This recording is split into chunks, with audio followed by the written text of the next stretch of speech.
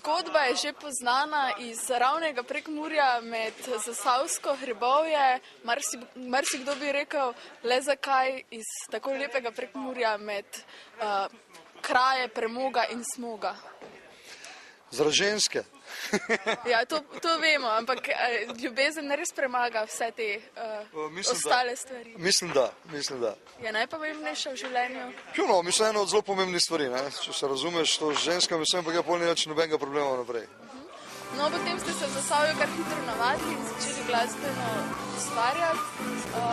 Menda jedro skupine sestavlja sama žlahta, pravijo žlahta raztrgana plahta. Ja, v tem primeru ni ta teorija ne drži. Namreč, jaz sem to slišal, se so ženil v žlahto, ki so večinoma sami muskontarji in so nucali pač ta profil, ki sem ga jaz prinesel sabo. Kitarista pa malo pevca. Tako da to so nucali in pol naprej pošlo.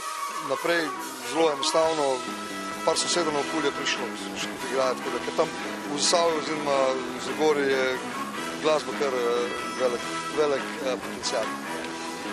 Sami pišete tudi besedila, zgodbe ste včasih pretopili iz gostilniških zgodb, pa tudi menda iz časopisa ste kaj pobrali.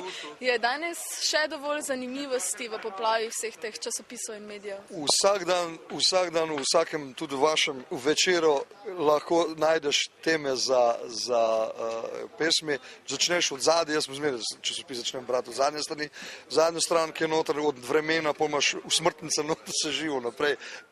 Zelo zanimiva je kronika, taka malo podprta z maligane, sem pa v tistem sajtu naredil čuda stvari, tako da je tem ogromno. Knapovske zgodbe včasih so žalostne, drugič vesele. Katera je bila recimo tista, ki vas je najbolj ganna prizadela, katera pa tista, o kateri ste se nasmejali do srca? No, mislim, pri Knapih me veseli zmeraj je to, ker imajo res zelo blazen, dober smisel za humor, sploh bešenjaškega. Žalostna zgodba, ki je pa res žalostna, je pa ta v zaprtju rudnika v Zagorju. To je bilo, se je ta 250-letna tradicija porušila oziroma se je prekinila in to so precej traumatične stvari, tako da ta stvar je precej žalostna. Drugače pa humor njihov bešenjaški me pa dobesedno vsak dan preseneča in vsak dan me bolj razveseljuje. Kdaj vas je najbolj vrglo na rit, če smo tako? Ko sem slišal za besedo Luftrajder, ko sem bolj razčlenil, kaj to pomeni, se orang nasmejo.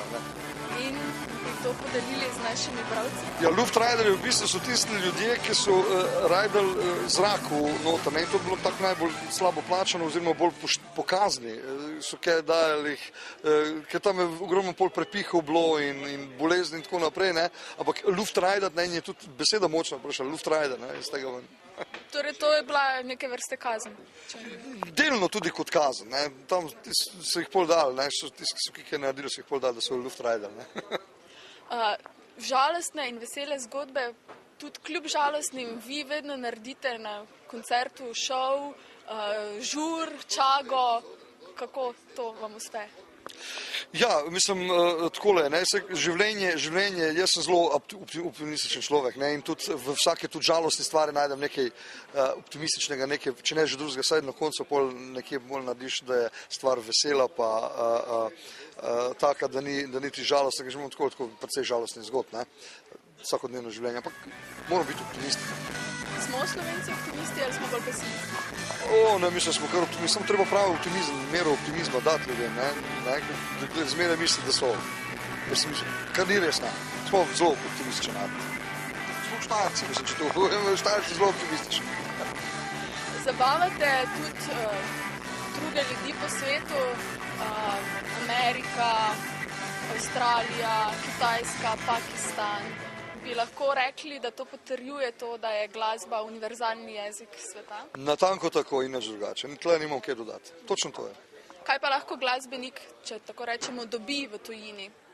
Ja, tle je ogromno izkušenj zaradi tega, ker vsak nekako drugače sprejema glasbo. Zdaj, pri nas je tudi to, da ker pojemo pa čisto v slovenščini, skozi tudi zunaj, nekje razložimo, kdo smo in kaj smo. Glavno je muzika in to moram pa povedati, da delamo to, da slovenski melos, se pravi, mi izvažamo slovensko glasbo. Slovenski melos damo ven kot našo glasbo. In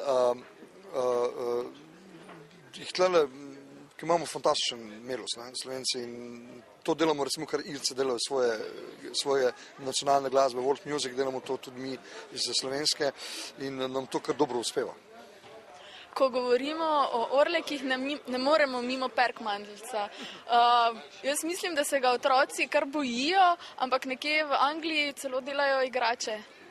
Ja, delajo igrače z tega Perkmandeljca, to je jamski škrat, ki pač nagaja rudarjem v jame, ne, in je malo mora biti tak, malo nagražen, ampak pravim, da je to kakšen simpatičen grd, ne. Bi lahko Perkmandeljc postal zaščitni znak Zasavja oziroma kot turistični spominek Zasavja? Seveda, vse na tem delamo, ne, in bi radi, da tudi nekaj ostane to, ker to je naše, ne, to je čisto taka avtohtona zadeva in tudi na tem delamo. Koliko turistov pa sploh zaide med hribe, je Zasavje prepoznavno med turisti? Zasavje bo prepoznavno, sicer vse matramo v tej smeri, ampak bo zaradi tega, ker zadeva je sploh ta tehnična plat, ne. Namreč pokažeš obdanstvo, ne, zdaj kakšno morje, pa te zadeve jasno ne moč pokazati, ne. Lahko pa tole tehnično kulturo, tehnično dediščino, to pa lahko pokažeš in na tej plati pravzaprav tudi zelo delamo. Še v nečem ste posebni, ob letošnji 20-letnici ste ena redkih skupin, ki ima svojo monografijo. Ja, alo vera, Zdenko Matozo, novinarju Dela, se pravi vaše ljubljanske konkurence, ne. Zdenko je to dobro zasluto, namreč malo je bendov, ki se ponaša z monografijami, povem pa tudi ključen problem, zakaj to, zaradi tega, ker ljudje tele bende, ki ne delajo arhiva, ne. In ko hočeš nekaj dati, nimaš kje vzeti, ne. No, mi smo se to na začetku karijere zmenili, da bomo pač arhiv zbirali, da bomo pač nekaj bojene spomini ostale, ne. Celo tako daleč smo šli, da smo celo prvi nastop 29. novembra 89. leta celo posneli z VHS-om, kakšnakoli kvaliteta je dokument časa, ne, in je ostal tako, da smo, pravim, arhiv imamo izredno dober, ne. Arhiv imamo zelo bogat, tako da smo se lahko tudi privoščili to monografijo, ne. 20. leta, torej nekje konec pubertete. Je tako tudi v glasbenem ustvarjanju? Najbrž da res, najbrž da res. Ne glede na leta, žurje zmeraj, je štajerska publika primerna za to, recimo danes večer? Brez nadaljnega, sigurno. Saj v Maribor hodimo že leta in leta igrati, z veseljem hodimo igrati. Tudi fanti naši tu študirajo, saksofonisti in kitaristi študirata v Mariboru, tako da poznata i mentaliteto in tudi pripeljate ponovati tudi cel bataljon oboževalcev zraven, tako da je zmeraj živo, ne. Torej danes se ni bati, da žura ne bi bilo čage v Mariboru? Niti pod razno, ne. Niti pod razno. No, vas bomo držali za besedo. Mi smo pa potrudili, ne? Ja, tako, hvala.